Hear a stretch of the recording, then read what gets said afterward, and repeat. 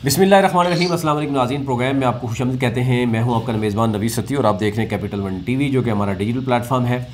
बात करेंगे इस वक्त वफाकी हुकूमत एक तरफ मुकम्मल हो रही है। पंजाब में भी आज हलफ उठाया है शहबाज शरीफ, हमज़ा शहबाज ने, और इसके साथ साथ आज़ाद जम्मू एंड कश्मीर में भी आपने देखा कि एक तब्दीली रूनमा हुई है कि तहरीक इंसाफ ने अपना ही वज़ीर-ए-आज़म चेंज किया। उसके बाद काबीना कब हलफ उठा रही है, काबीना में कौन कौन शामिल हो रहा है, फिर आईजी और चीफ सेक्रेटरी अभी तक तब्दील नहीं हुआ। जो मशीर हैं उमूर गिलगित और कश्मीर के कमर ज़मान कायरा, वो क्या पैगाम लेकर आएंगे, ज़ाहिर है वो हमज़ा अपना उनके साथ है। मुलाकात उनकी रही है, बिलावल के साथ भी रहे हैं और नवाज शरीफ के साथ भी। तो आमिर महबूब साहब हमारे साथ मौजूद हैं। आमिर साहब, हुकूमत बन गई है, अब क्या देख रहे हैं कि जो चीफ सेक्रेटरी आईजी की बात की जा रही है कि वो हो गया है, पहले कह रहे थे फिर रोक दिया गया है, कब तक एक्सपेक्टेड है ये?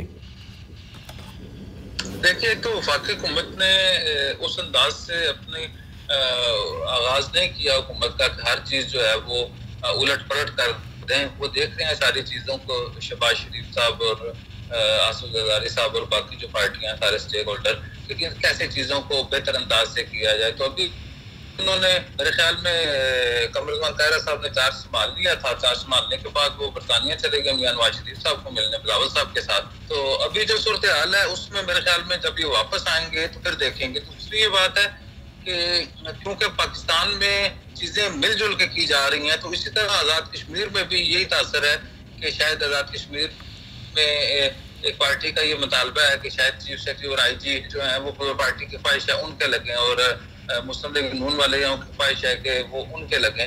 तो मेरा ख्याल है शायद एक आध अफसर जो है वो चीफ सेक्रेटरी अगर सिंध से हुआ, पीपल पार्टी का प्रो हुआ, तो शायद फिर आईजी जो है वो पंजाब से होंगे, और वो ऐसे अफसरान लगाने की कोशिश करेंगे जो ना सिर्फ आज़ाद कश्मीर हुकूमत के को टफ टाइम दें, बल्कि वफाक और आज़ाद कश्मीर के तल्लुकात को ख़राब भी ना होने दें, और इस तरह का ये तासर भी ना हो कि शायद वफाक की हुकूमत जो है वो आज़ाद कश्मीर को तंग करना चाहती है, या आज़ाद कश्मीर में तहरीक इंसाफ की हुकूमत खत्म करना चाहती है। जहाँ तक आपने कमर कायरा साहब का कहा, तो कमर कायरा साहब मंजे हुए सियासतदान है। इससे पहले वो गिलगित बल्तिस्तान के और आज़ाद कश्मीर के मामलात के इंचार्ज भी रहे हैं, गिलगित बल्तिस्तान के गवर्नर भी रहे हैं, और वफाकी वज़ीर पूरे कश्मीर भी सर्व कर चुके हैं। इसके अलावा आज़ाद कश्मीर के जो हालात हैं, एक तो उनका आज़ाद कश्मीर के जो सबसे बड़ा कबीला है गुजर कबीला, उससे तल्लक है।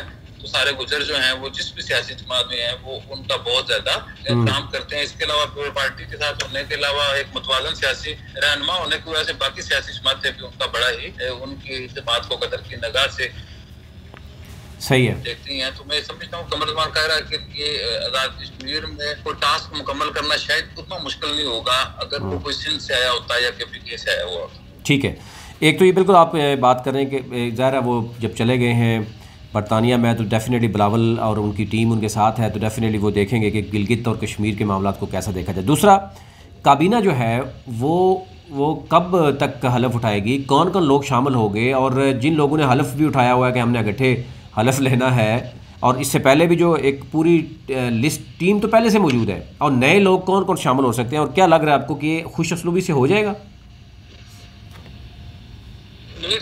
बात है कि काबीना के मामला काफी हो चुके हैं, क्योंकि सियासत में आप देख रहे होते हैं तो जाहिर आपको ये लग रहा होता है कि बहुत ज्यादा इख्तलाफात हैं, लेकिन अगर उसके दूसरी तरफ उसका रुख देखा जाए तो इख्तलाफात जो है वो शायद 14 लोगों के ऊपर इख्तलाफात नहीं है। 16 रुकनी काबीना बननी है, 2 एडवाइजर्स बनने हैं, और 2 जो है स्पेशल असिस्टेंट बनने हैं, जिनके मराद जो है वो शायद वजीर के बराबर ही है। तो ये 20 लोग जो है उस पर मुश्तमिल स्क्वाड होगा वजीर आजम का। ठीक है, 2 लोग पहले हल्फ उठा चुके हैं, 14 लोगों की गुंजाइश है। 14 लोग मेरी इत्तला के मुताबिक पीर को 11:30 बजे वान सदर मुजफ्फराबाद में बैरिस्टर सुल्तान महमूद चौधरी आज़ाद कश्मीर की मजीद 14 रुकनी काबीना से हल्फ लेंगे। ख्वाजा फारूक साहब और चौधरी इखलाक साहब पहले ही वजीर का मनसब संभाल चुके हैं और अपने ओहदे का हल्फ उठा चुके हैं। तो ये जो है काबीना का ये जो मरहला है ये पीर को मुकम्मल हो जाएगा। असल जो इशू है वो 2 बातों पे है। एक तो ये बात है कि काबीना के पोर्टफोलियोज पे है, क्योंकि फारूक ठीक है। सरदार तनवीर लियाज़ साहब के लिए बहुत बड़ा चैलेंज होगा कि जिन लोगों ने अच्छे और बुरे वक्त में उनका साथ दिया, 8 माह तक अपनी पार्टी के और अपनी हुकूमत के खिलाफ डट के खड़े रहे, काबीना के इजलासों में नहीं जाते रहे और एक पूरे ग्रुप की सूरत में परफॉर्म करते रहे, उन लोगों में के साथ तनवीर लियाज़ साहब अपनी हुकूमत में इक़्तिदार में आके कैसा रवैया रखते हैं, ये उनके लिए बहुत ही बड़ा चैलेंज होगा। दूसरी ये बात है कि बैसर सुल्तान महमूद चौधरी और उनके ग्रुप के बगैर वो उनके इक़्तिदार नहीं संभाल सकते थे, और शायद अगर ये मैं कहूँ कि इमरान खान भी चाहते तो अगर बैसर सुल्तान ना चाहते या उनके जो ग्रुप है ये ना चाहता तो शायद तनवीर लियाज़ साहब का वज़ीर-ए-आज़म बनना मुमकिन नहीं था सियासी एतबार से। ठीक है। तो अब तनवीर लियाज़ साहब के लिए ये भी एक बहुत बड़ा चैलेंज है कि उन्होंने बैसर सुल्तान महमूद चौधरी का उनका रिश्ता कायम हुआ है दोस्ती का और भाईचारे का, तो वो उसे आगे कैसे लेके चलते हैं और उनके ग्रुप को वो कैसे अकोमोडेट करते हैं। ठीक है। और तीसरा ये है कि आईनी जो तरमीम फारूक हैदर साहब करके हैं उसकी वजह से उनके लिए कुछ लिमिटेशंस हैं कि वो 16 से ज्यादा वज़रा बना नहीं सकते, तो ये जो है उनके लिए एक बड़ा चैलेंज है। और ज्यादा से ज्यादा उनके जो इशू है इस वक्त वो चौधरी अकबर इब्राहिम जो है वो उनकी क्रेडिबिलिटी का मामला है, क्योंकि चौधरी अकबर इब्राहिम हर बुरे वक्त में तनवीर लियाज़ साहब के साथ रहे और मुझे और सियासी रहनुमा और 2-3 बार पहले भी वज़ीर रह चुके हैं गुजरात से, और इसके गिरदोनवा उनका जो है हल्का है और बासर है। इसके अलावा जो है उनका अकबर इब्राहिम साहब जो है क्योंकि चौधरी परवेज अलाई ग्रुप के हैं और मुस्लिम लीग काफ से रहे हैं, उनका लोकल जो धड़ा है वो जो परवेज अलाई लोगों का है, तो उनके लिए जो है चौधरी परवेज अलाई और वो फैमिली जो है सारी, और इवन के उनके लिए शायद शुजात साहब का साथ उनका बहुत इकराम का रिश्ता है, तो ये सारे लोग जो है अकबर इब्राहिम साहब को तगड़े पोर्टफोलियो के साथ वजीर देखना चाहते हैं। दूसरी तरफ जो है वो जो मकबूल साहब है वो वज़ीर-ए-आज़म आज़ाद कश्मीर के, तो वो किसी सूरत भी वजीर से कम बनने के लिए तैयार नहीं है। इसी तरह बैसर सुल्तान महमूद चौधरी के जो साहबजादे हैं यासर सुल्तान वो भी वजारत की लाइन में है, तो उनके साथ वादा किया गया था वज़ीर अमूर कश्मीर की तरफ से कि उन्हें सीनियर वजीर बनाया जाएगा। और तनवीर लियाज़ साहब जो पोर्टफोलियो है जो उनके रहे हैं हाइड्र टूरिज्म के और हाउसिंग के, तो वो पोर्टफोलियोज भी शायद यासर सुल्तान को देने की अखलाकी वादा किया हुआ है। अली मीन गंडापुर ने बैसर सुल्तान महमूद चौधरी के घर आके वो बता के गए थे कि उसे सीनियर वजीर बनाएंगे और उसे बनाएंगे। उस तरफ अली मीन गंडापुर ने ही तनवीर अपना मेरी इत्तला के मुताबिक चौधरी मकबूल ने इनकार कर दिया था अदम एतमाद की तहरीक पे साइन करने के, उसने कहा कि मेरा कोई लेना देना नहीं है, मैं बिल्कुल नहीं करूंगा एतमाद के ऊपर साइन। तो उसकी वजह से इन्हें ये पहले तो असद उमर के साथ बात करानी पड़ी और इमरान खान का खत दिखाना पड़ा, और जब उसे दिखाया तो फिर उन्होंने शायद कहा मकबूल साहब ने कि आप मैं इस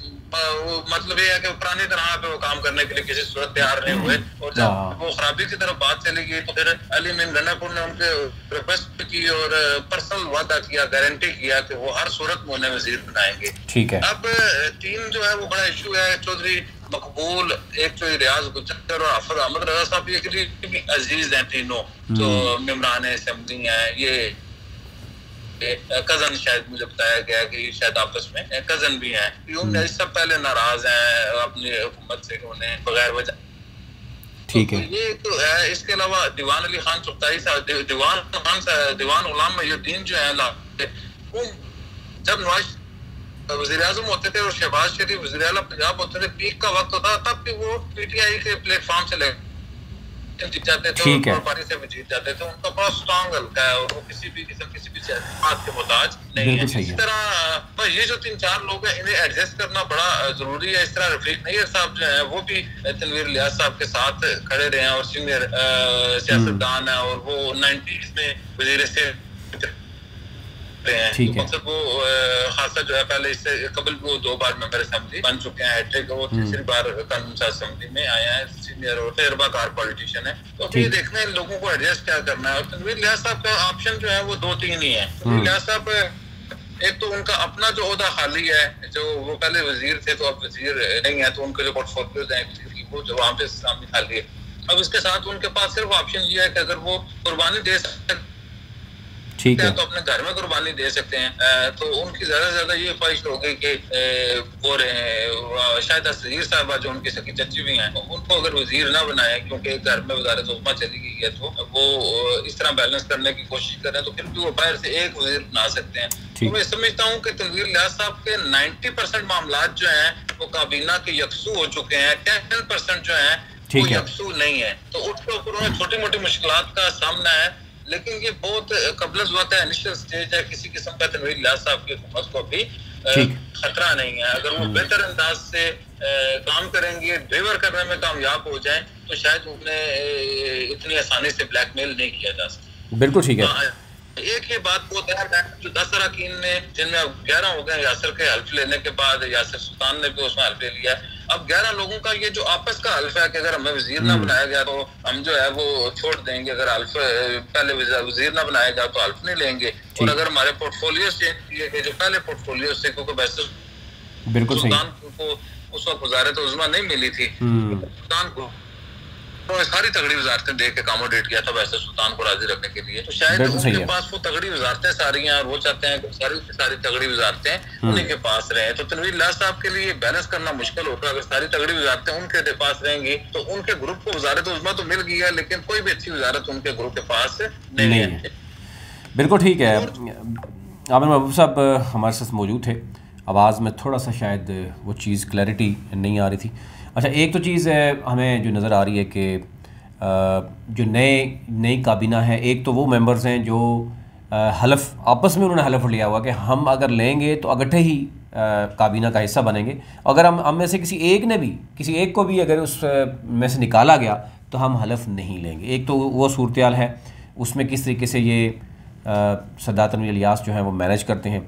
दूसरा, उनके ऊपर एक तलवार ये लटक रही है कि कमर ज़मान कायरा डेफिनेटली पीपल्स पार्टी इस वक्त नून लीग के साथ मिल के जो है 19 तो उनके अपने हैं, टोटल 27 मेंबर करने हैं। अगर तो अपोजिशन में भी अगर बाकी जो मामला देखते हैं, अगर 20 में के बाद अगर 7 एक उनको आसानी तो नहीं होगी, मुश्किल होगी अभी, लेकिन कब तक कमर ज़मान कायरा उमूर कश्मीर और गिलगित बल्तिस्तान में बैठेंगे, जहाँ पर नीचे जो है वो PTI की हुकूमत होगी और ऊपर वो पीपल्स पार्टी की हुकूमत के झंडे तले होंगे या PDM के झंडे तले होंगे।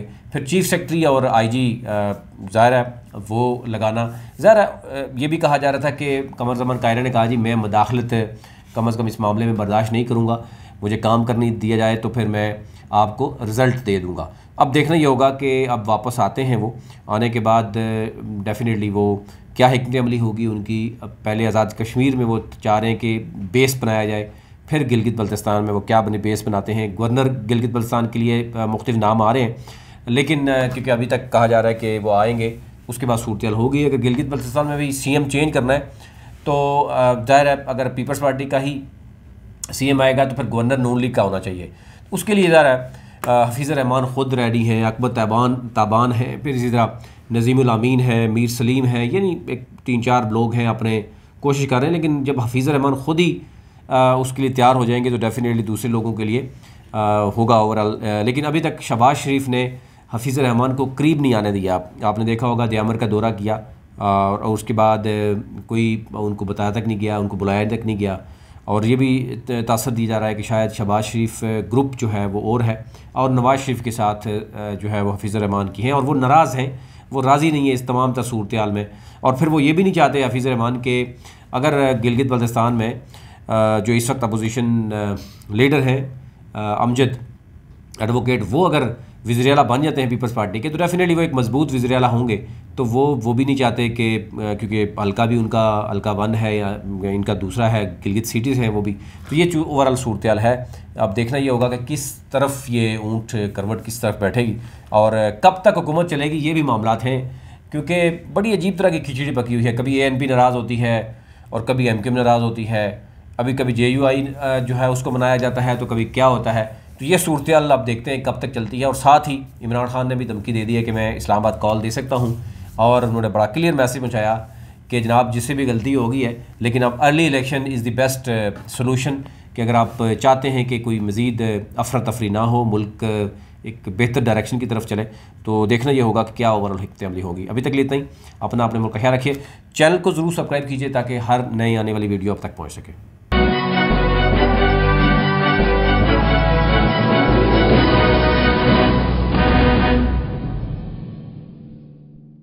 कैपिटल वन टीवी की वीडियोस देखने के लिए आज ही चैनल सब्सक्राइब कीजिए, बेल आइकन को जरूर क्लिक कीजिए, हमारा फेसबुक पेज लाइक और फॉलो कीजिए ताकि हमारी हर नई वीडियो बर वक्त आप तक पहुंच सके। शुक्रिया।